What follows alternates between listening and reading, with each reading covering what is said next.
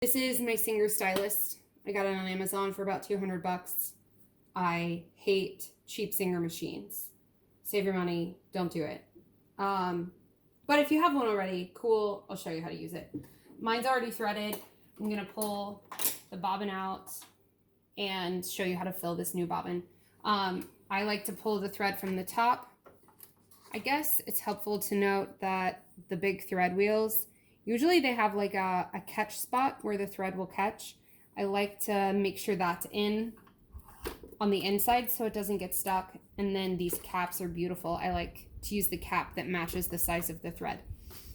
This thread is easier on these Singer machines because they have really clear pictures and instructions. So we're gonna go to the left, and then we're gonna go here, and you go around this weird screw piece. So you're gonna go full 360 degrees so that there's a lot of tension on the thread. Do a fresh cut of the thread, and then we're gonna go from the inside to the outside of the bobbin. This bobbin looks like it has some wear and tear on it. It's been used a bunch of times. I'm gonna scrap it. Look, oh my gosh, I just broke it. Ah! Hilarious. So use a good bobbin. We pause that. Okay, so we're back with a not broken bobbin. That's good.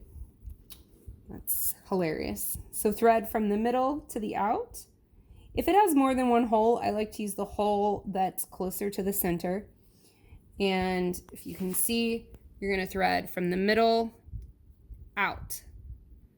And you're gonna put the bottom down with the thread coming out of the top hole.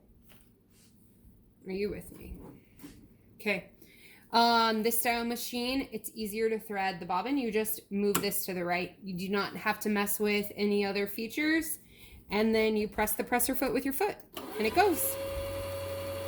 I hold the thread on the top, kind of like at a 45-degree angle, and eventually it'll just pop right off.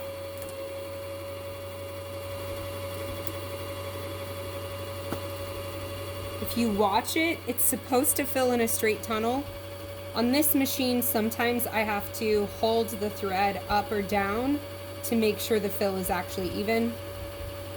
And you can kind of go autopilot at this point because eventually the thread will be full and it'll bump the side and pop to the left.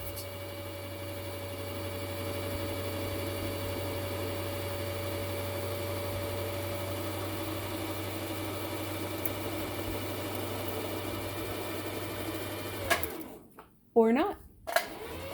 This is the bloopers reel and why I don't like this style machine. So I snip that off. You're gonna pay attention to the direction that the bobbin is going. And if you look at the picture, pictures are amazing. They don't all come with these beautiful pictures though. You can see there's a crack right there that the thread is supposed to go into, and then it goes through this tunnel and it pulls to the back left. So as you put the bobbin in, set it down, pull it this way, and we're gonna match this picture. So we're gonna pull it to the left and then back. Put the door on, and it's okay if this thread kind of sticks out, we'll pull it up. To thread the top, you wanna start all the way over. So I've pulled the thread all the way out. We're gonna go over and hooks in the back. So it's hooked on two there, and then straight down. This has numbers and arrows, unlike the other. On this, I'm always afraid it's not gonna catch, but as long as you exaggerate the turn, it will. And then back down.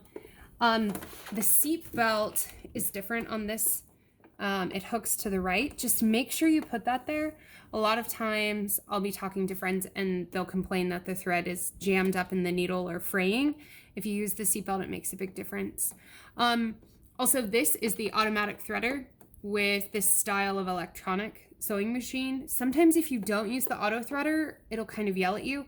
So to use the auto threader, you put the needle all the way up in the top position. Then you'll push this all the way down, and there's a very tiny hook that will go through the hole. My sewing machine is a little dusty right now. I hope you can see that. Then you're going to make a triangle. So I'm going to go all the way to the outside of the left hook. Use my thumb to kind of hold that in place. And then I'm going to go down, back, and up.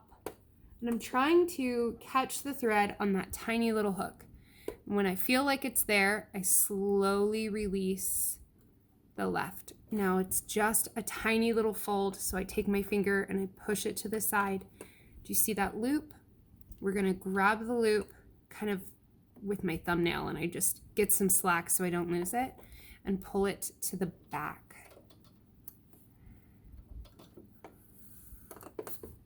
Beautiful. Then this will go under the presser foot. My presser foot here has a crack to the side. Then I'm going to put the needle down and then back up. Always turn this wheel towards you, not away from you. And then I try to grab this bobbin thread.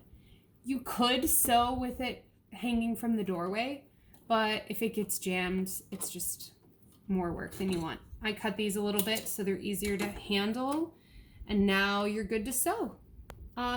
If this piece is left over, your machine is not going to sew. Make sure you remembered to push that back, otherwise you'll be a little bit confused about what's going on.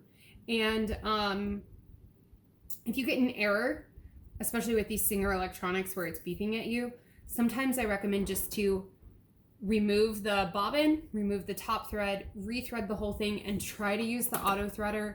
These electronic Singers really appreciate when you use the auto threader for some reason. Good luck.